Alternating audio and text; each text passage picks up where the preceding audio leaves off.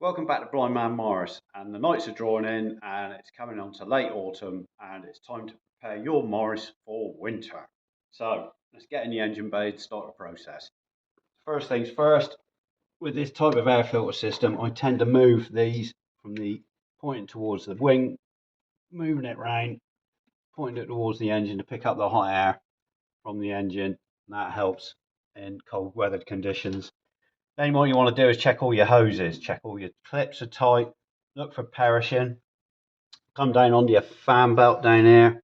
You're looking for ½ inch of deflection here on the longest run between your fan blade and the bottom crank pulley, and that will give you an indication whether you need to adjust it or not.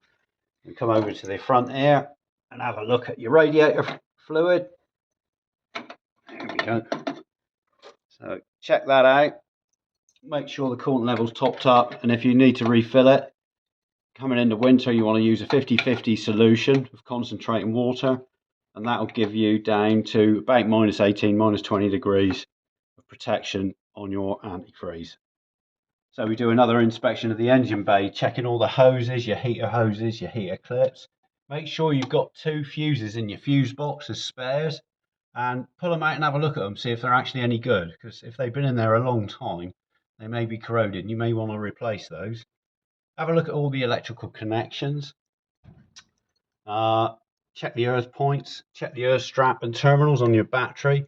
Make sure they're clean, and you can dab a bit of dielectric grease on your terminals and refit your clamps, and that will keep them protected from moisture and corrosion during winter.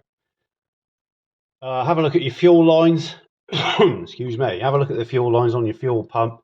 Make sure there's no perishing on this one. It's goes around the outside here, doesn't it? It does. Yeah, check all your fuel lines so there's no perishing, and tighten as needed. And then we're going to go over and check the lights and tail lights. So you need to check your headlights, dip and main beam. Make sure both lights are working on both sides. Check your side lights and your indicators, and they're working both sides. The same on your rear. Check your tail lights and brake lights and your number plate light. Okay, let's get to the next job.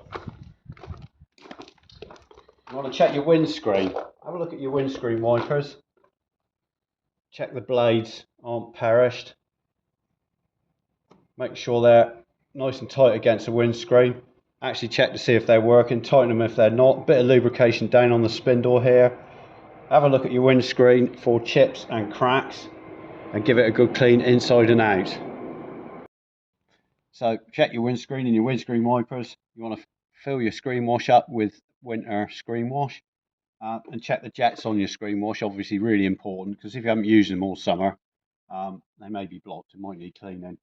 Check your door switch and make sure your interior light's working, because it is really annoying when you get to Tesco's in the dark and you open the door and nothing happens. Why are we going to Tesco's in the dark? All right, oldie then. Well, it's because it's dark. Can we go shopping? Anyway. Also, for the interior of your car during the autumn and winter months, you're going to want some, if you haven't got heated screens, if you're not rich and you haven't paid for somebody to fit heated screens front and rear, lucky people, these anti-fog wipes are really, really good. Get in, wipe your screens, and it lasts ages, isn't it? We've driven miles with these. Yeah, just do it once. Yeah, do it once, and they're great. And obviously the ubiquitous leather pad, cleaning your screens, really important to have one of them about and available. What else do we do in there? Check your heater. Go for a run in your car before you need it. As you're doing it on your run, flick your heater on, make sure it's coming through the vents onto your screen and into the car. Make sure it's all connected and it's working. That's important. So if you've got your car and for some reason it's parked up for any length of time during the autumn and winter months, and you seem to be getting a lot of condensation in the car, you can use dehumidified pots which soak up the moisture and condensation inside your car if you can't leave it with the windows open being vented. Yeah.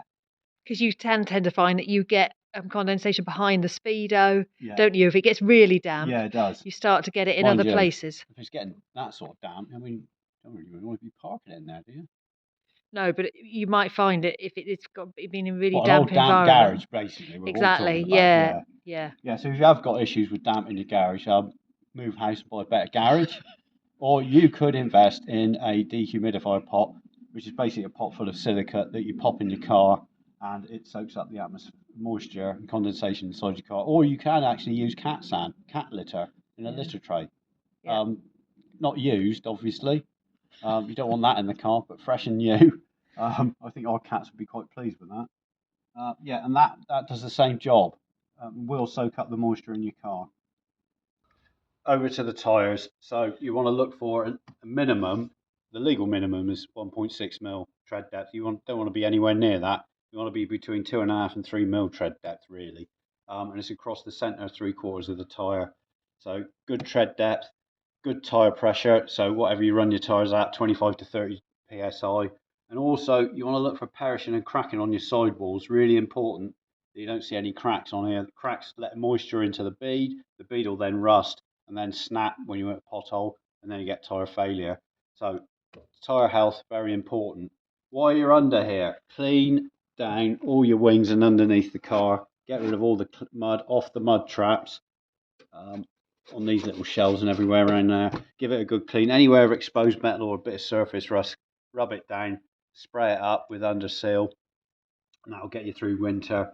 Grease your trunnions front, left and right. Grease your handbrake cables, grease your prop shaft coming in the winter. Better to do it in the autumn where it's nice and warm and dry rather than struggling under the car when it's colder. Have a look at your chassis underneath. Give it a good visual inspection, give it a good clean, and paint if necessary. And if you want to see the winter checklist in a piece of paper or online, There is. it's on our website. It is on our website. I forgot about our website. We've got a website, and then there is a winter checklist on there. You can print it out and tick it off as you go.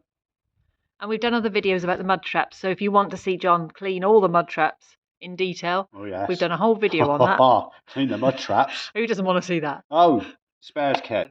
Yes, spares kit, very important. Check that it's all there. Check you've got your tools. Check you've got your torch with spare batteries and check that it works. Check you've got your jack and your spare tyre is in good health with good air pressure in it. And make sure you can use your jacking points or whatever jack you use on your Morris and make sure it's okay. Where you jack it, is that all of it? Anything I mean, in the else? winter, it's happened to us. If you break down, God forbid you don't, but if you break down, you want high vis. High vis jacket. Yeah, I mean, it's just so important. Oh, and those magnetic flare torch things. Yeah, the lights that go on a little the warning outside of the light you car. can just pop on top of the roof, which flashes. Really, really good. Especially if you don't have a car with hazard warning lights, which we don't fit on any of our Morrises. We did have that happen to us. We were coming up out of Bristol, and we had something go in the ignition. Always the ignition system. No, it something was. go in the ignition system, and we were on a hill, and it went dark. It did. We don't have hazard warning lights. So we had high vis jackets with us, didn't we? So while we waited for various people to arrive, not so that we could replace anything, we did that, but so we could get out because we were on the main road. Yeah. We had the hazard lights. We did. It was good. Magnetically attached to the car, and we had high vis on. Yeah, we did. It worked a treat. The advantage to that is that we found out that you don't buy cheap ignition parts or cheap distributors. So that went straight in the bin. We spent a lot of money, got a decent one. We've had no issues with the ignition on this car since. That was several years ago now, wasn't it? It was. But yeah, brilliant. Yeah, it was good. Is that it for winter prep? Drive them. Oh yes. If you're not laying up your Morris through winter and it's not a daily driver like ours, a daily driver, so we haven't got any choice.